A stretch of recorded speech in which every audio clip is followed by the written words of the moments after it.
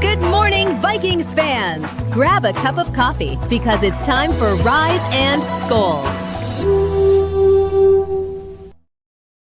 All right, welcome back to Onebar and Lupagus show on Onebar with Lupagus. Happy Halloween, everybody that celebrate. Hopefully, everybody gets some delicious candy. Gets out with those little rugrats today. Have a little fun, huh? And steal our candy. Take the good stuff when they're not looking. Yes, absolutely. Usually, old people don't like. We usually like the gross candy at this point, anyway. So it's a win-win. Point where if they get something weird, something different, like a peanut butter Snickers, I can just grab that thing. Those rare ones. Grabber. Wolfer down. We got plenty to talk about. We got the Lions. We got the Vikings in flux. We got plenty of stuff to talk about. But first, let's go over some quick news. Really news-wise, injury. Christian Darrisaw didn't practice yesterday. We'll keep an eye on that. He better be out there. He better. Jeff Okudah looks like he's going to be out with concussion. Nobody seems to really care about that very much. I mean, I care about his health. I don't care that he's not going to be on the field. He could have had a revenge game against the Lions, but that's not going to happen because he got concussed. But again, not a huge loss on the field. Yeah, other than that, I mean, the main news, well, there is one. Albert Breer from SI, I guess, just put out. The other thing is just everybody thinks that inside Viking land, there's some turmoil here as far as whether it's the GM, the coach, the owners. It sounds like everybody's walking around a little puckered up BH today. Well, something's been going like that since the spring. That's when those rumors were first dropping about that, and it just keeps getting louder and louder here. The season gets worse and worse, and I don't know. Is it because they moved on from a veteran quarterback? I mean, was it the players? They're not playing well. Well, I mean, it's supposedly it was back in the spring. I mean, these guys they brought in, was there just no team chemistry? We still see all these, Metellus with Metellus, and everybody seems fine and happy and jovial and giggly and whatever. But yeah, the fact that this rumor just keeps getting worse. Now Albert Breer's reporting it. There's got to be some legs behind this. Well, no, Albert Breer's not reporting that. He's reporting this. He's saying the Vikings are going to be absolute buyers at the trade deadline. He says they are not selling. They are buying, specifically looking at a cornerback. So, wow, how about that for a bombshell from old Al? Okay, I mean, if it's better be a young guy, you can prepare, for next year if you're going to invest something pretty heavily. Not just someone who's a one-year patch in the season that looks like it's lost at this point. Patch Adams, good movie. So yeah, it'll be something to keep an eye on. I mean, you got to hand it to the Vikings. They don't lie down. They're always wheeling and dealing. Whether they're 3 and 4, whatever they are, they're all in. So it wouldn't be the most surprising thing in the world. I don't know if there's a trade deadline where Kwesi hasn't made a move. So he just has to. It's his nature. Well, we'll see what Al has to say about that moving forward. But the day is coming. Let's get into some quick trivia. Also, stick around. We're going to be doing the giveaway for this month, which is the October Awesome giveaway. Just a reminder, the winner of that gets this beautiful hoodie. Also, we'll be doing the member giveaway, so stick around until the end. But first, we got a little trivia. Speaking of trades, who's the first player Kwesi traded for? And to be clear, there was many trades before this in the draft. I'm talking player. Yeah. All right, I got one. All right, we'll give that out at the end. Let's play a little game as far as what's more important. What is more important moving forward, Turner or McCarthy? So let me preface this one. Basically, what's more important for the rest of the year for Dallas Turner to actually come out and show and explode and give us some hope that he was worth that trade up, that he was worth that big pick, because he has shown really little to nothing? Or is it more important for McCarthy to give us a few glimpses? Let me just say this, it's obvious, but Turner is very far into his career. Not very far, much further. Well, it's JJ McCarthy, and my reason is this: if he starts showing that he is the answer, that he is the quarterback that you thought he was, that he's potentially your franchise quarterback, then you can miss on a Dallas Turner because you got your franchise quarterback, and that's what it all comes down to. For Turner, I think it's more personal. Like I think he needs to get it going here soon, start putting some numbers in the stat sheet. Otherwise, he will get that bust label here probably in a couple weeks. Yeah, I mean, I wasn't saying one or the other. I would just say McCarthy could still pop, but yeah. All right, that makes sense. Here we go. Number 2, D-line or O-line moving forward. For this team, they even have a damn chance. Which one has to play better? I think it's the O-line, because the good O-line can, get the run game going, can sustain drives, can quit getting these penalties that kill us. We have an 8-yard run to start a drive, and that gives the D-line some rest, so to keep them fresh. I think the O-line being better helps the D-line. They have to figure this out and gel and start protecting the quarterback and open up holes in the run game. All right, final. What's more important? Which one of these guys has to pull their crap together? Yuck. Well, right now, like during the season, it has to be KOC. No more of these cute, weird ass calls on 3rd and 1. Let's power through it. And then Quasey, I mean, come on. Maybe quit getting these bargain guys, start putting some money on some high chip guys who are young and healthy, and just draft better. Come on. But right now it's KOC. And also don't lose this team. Like I feel this team's on the verge of potentially giving up on their head coach. So hopefully that's not the case. So KOC really has to pull his shit together starting this week. All right, what's the final answer? I'm going KOC. KOC. All right, there you have it. Let's get in some top comments of the week. First up, Mr. Grimes or Miss Grimes. I'm an Iowa fan, and it hurts to say it, but Hawk needs to go. We can't keep paying him what we pay him to be a blocker on the line. He is no longer possesses the downfield threat he once did. I think JJ would flourish with a big-time tight end, and Hawk is no longer that guy. He might not be, but we're not getting chances to see it either. I keep seeing that clip on Twitter where he runs that route, and the defender just stands there, and it doesn't move, and he just covers Hawk. Like he doesn't even close to losing them. But yeah, I mean, coming from an Iowa fan who's definitely a Hawk supporter, you can't say he's wrong here. No, I mean, if we're not going to use him, move on.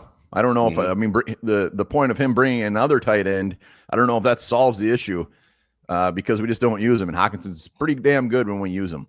Mm-hmm. Goat, instead of a fire sale, what about massive layoffs, starting with the O-line coach, KOC, the GM, and all the strength and conditioning staff for sure? Goat wants everybody gone now. Sounds like a little bit negative here. I do think there will be some assistant coaches who get the axe this year. Mike Daniels, Chris Cooper, two that come to mind top of my head. I think those will be kind of your scapegoats or the sacrificial lambs this year. Yeah, I think it. And maybe a whole new conditioning staff. I think there's going to be some big boy changes. Like we're talking about Flores not coming back. I mean, he's not going to get fired. He's not under contract. But I mean, even Wes Phillips is on the table. I think everybody is on the table except for KOC. Scott Lake Harold, one of our favorites. I think that Detroit is the biggest game in KOC's career. Has nothing to do with the Vikings winning or losing either. And I love this one because I don't know if he's wrong. What the hell? Because I'm gone. I don't know if he's wrong because after that disastrous game, like he says, it has nothing to do with winning or losing. I mean, he's basically saying it has to do with how these guys come out. Are they fired up? Are they ready to go against a damn good team? Because if they do lay another turd and just show no desire to be out there, man, KOC, that's going to be bad. It's going to be a very bad look. It'll show he's lost the team. I mean, if they come up flat again, no effort, giving up, 12 yards a pop on the ground and everybody's wide open in the passing game, then yeah. There's definitely a huge problem. All right. Venomous, our man, says this is awesome. Can't wait for y'all to do Christmas movie draft. What's the tier list of Starburst flavors? Also, you both nailed the number one picks. This was our Halloween draft. Mm-hmm. And Lupagus came out firing, but I ended up smoking them as far as the draft comments. I think it had a lot to do with him picking the junior mints at the end. It was my last pick. That was my guy. That was my God, who was that crappy cornerback that we had there that Quasey had to have? A lot of them. No, that was mine. I knew it. I knew it was gonna give me some flack for the junior mints, but I had to take it. Also, I think you got greedy and stole my Heath just out of spite, and you could have had you could have had Twix there, so that really backfired. I stand by my candy. I think a lot of reviewers have horrible taste in candy. All right, BK, why would Minnesota be looking to trade players? They're in a cap-friendly situation with plenty of potential outs in regard to the higher-paid players on this roster. Well, I mean, you're always looking to gain draft capital. In a year we're coming off what we have 4 or 5 picks last year.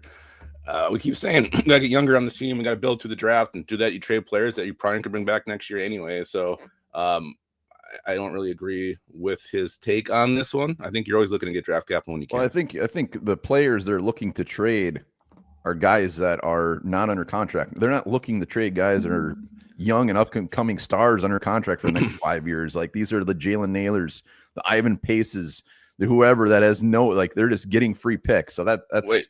What players do we have that are young and under long contracts and good? Well, I mean, even Jordan Addison. I mean, even Hawkinson's under contract.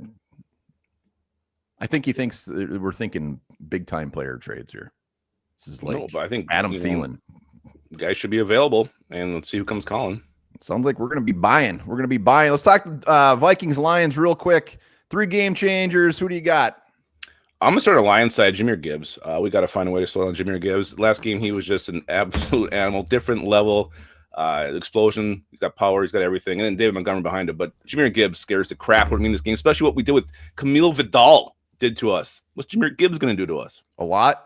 Yeah, I mean, it's wishful thinking. I mean, he's gonna tear us one where he's gonna do very good. I don't know how we stop him. My first one's on the Vikings, and it's Mr. Redmond, Jalen Redmond. I mean, it's more so like Jared Goff doesn't get sacked very often. I think he's been sacked like 13 times this year. So like to think we're gonna go out there and get him on the ground, but he better get him chasing around. Jared Goff, there's games he has like 2 incompletions. It's insane. And Redmond is our only hope to get some pressure from the defensive line. So Redmond, come on, baby. He's my boy. A 9 pressure game against the Chargers. Yeah, I'm going to stick on defense. Go Blake Cashman. He's the guy who said we have to nut up. Well, Blake, you got to nut up because you're going against Jahmyr Gibbs, David Montgomery, and that ain't easy. So hopefully you can get off some blocks, get to those guys, get them down the backfield. If we can keep Jahmyr Gibbs under like, $130 total yards, that's a win for me.